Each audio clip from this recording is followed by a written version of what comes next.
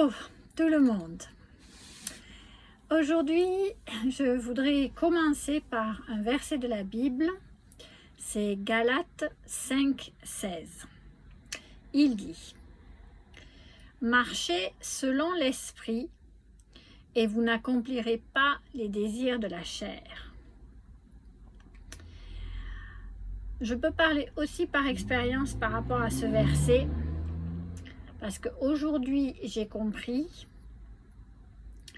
que ce que Dieu veut vraiment pour nous sur cette terre. Et aujourd'hui, je demande tous les jours à l'Esprit de Dieu d'être en moi. Parce que Dieu nous dit que l'on peut marcher selon son esprit. Qu'est-ce que cela veut dire? Si on marche selon son esprit, on ne fera pas les désirs de la chair. C'est-à-dire, qu'est-ce que c'est que les désirs de la chair ou les œuvres de la chair? Les œuvres de notre chair, il nous le dit. Il dit, c'est l'impudicité, l'impureté, l'idolâtrie, la magie, les inimitiés, les querelles, les jalousies, les animosités, les disputes, les divisions, l'envie, l'ivrognerie, les excès de table, toutes ces choses. Alors, aujourd'hui, si vous êtes honnête et vous regardez à vous-même, et est-ce que vous êtes dans une de ces catégories? Moi-même, je le suis. Idolâtre, c'est facile. Si on ne croit pas en Dieu, on va croire en beaucoup d'autres choses. Ce sont des dieux pour nous. Et donc, c'est de l'idolâtrie. Les disputes, si vous n'en avez pas, jamais, bravo. Mais ce n'était pas mon cas. En tout cas, pas depuis que j'ai rencontré Dieu. Et il nous dit dans Galates 5, 21 que ceux qui commettent de telles choses n'hériteront pas le royaume de Dieu. Et c'est peut-être là le plus important pour moi. Pour beaucoup de chrétiens, ils croient que quand Jésus va revenir, puisqu'on attend tous le retour de Jésus, quand Jésus va revenir, qu'il va refaire cette terre, qu'il va nous prendre tel qu'on est et qu'on sera dans le royaume de Dieu. Mais Dieu nous dit tout le long de la Bible que ça ne se passera pas comme ça. On est ici sur cette terre parce que Dieu veut transformer notre caractère. On est ici sur cette terre parce que notre caractère, c'est un caractère de la chair, c'est pas un caractère de l'esprit. Et à cause de notre caractère, on fait les œuvres de la chair que je vous ai citées et non les œuvres de l'esprit. Par contre, il ne faut pas croire que parce que ce sont des difficultés, on se dit ne plus jamais se disputer de sa vie, ça paraît assez impossible. Ou ne plus être jaloux de quelqu'un, peut-être si on a la jalousie, ça paraît difficile. Ou toutes les addictions que l'on a. Si par exemple, on boit beaucoup et on voudrait s'arrêter et ça paraît difficile. Et pourtant, Dieu nous dit que ça n'est pas difficile. Parce qu'il nous dit dans Matthieu 11, 30, « Mon joug est doux et mon fardeau léger. » Quand on marche avec Dieu, ce n'est pas difficile. Ce qu'il nous demande de faire, de changer, de le suivre, c'est avoir sa justice. Il nous le dit dans Hébreux 10, 38. Il nous dit « Le juste vivra par la foi ». Il ne nous a pas dit quand on sera dans le royaume de Dieu, il nous dit sur terre. Ici, aujourd'hui, vous pouvez vivre juste par la foi.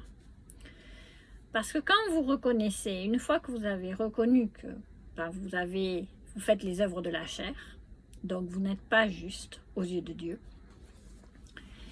à ce moment-là, vous allez vous demander pardon à Dieu pour tout ce que vous n'êtes pas. Et qu'est-ce que ça veut dire le pardon de Dieu? Pardonner, c'est donner pour. C'est-à-dire que lui, il va nous donner sa justice. C'est ça, le juste vivra par la foi. Par la foi, et ça je ne peux pas l'expliquer, et je ne l'expliquerai jamais, parce que c'est par la foi, Dieu change notre caractère entièrement. Il change notre cœur, il change nos pensées entièrement. Comme si vous avez démarré votre vie et donc vous avez un dessin qui s'est fait. Et du jour au lendemain, Dieu va effacer ce dessin. Il n'y a plus rien sur cette toile et vous recommencez à zéro. Et ça, c'est une vérité. C'est pas juste, c'est juste par la foi, oui, parce qu'on ne sait pas comment Dieu fait ça. On ne peut pas l'expliquer et je ne pourrais pas l'expliquer, mais je l'ai vécu. Et je le vis tous les jours. Et pourquoi je vous dis ça? Par exemple, il n'y a pas longtemps, j'étais avec des gens et les disputes auraient pu arriver en fonction de la manière dont les gens vous parlent. Avant, je serais rentrée dans la discussion et j'aurais voulu discuter et j'aurais voulu prendre le dessus peut-être sur la discussion, je ne sais pas. Mais je serais rentrée dans cette dispute. Aujourd'hui, non. Ça, c'est la Stéphanie avant et la Stéphanie après. Celle qui a connu Dieu, ça ne s'est pas fait du jour au lendemain. Pas du tout. Ça s'est fait petit à petit. Ça s'est fait à travers mes prières tous les jours à Dieu. De lui demander pardon parce que il y a toujours quelque chose qui ressort, qui vient de la chair, que je veux éliminer. Mais j'ai cette assurance que quand il élimine pas une partie ou il élimine pas une chose, il nous donne sa justice, il nous donne sa droiture. Et on peut le voir. Il le dit même dans Marc 2, 21, 22. Il dit « Personne ne coud une pièce de drap neuf à un vieil habit. Autrement, la pièce de drap neuf emporterait une partie du vieux et la déchirure serait pire. » Il nous dit aussi « Et personne ne met du vin nouveau dans de vieilles outres. Autrement, le vin fait rompre les outres, et le vin et les outres sont perdus.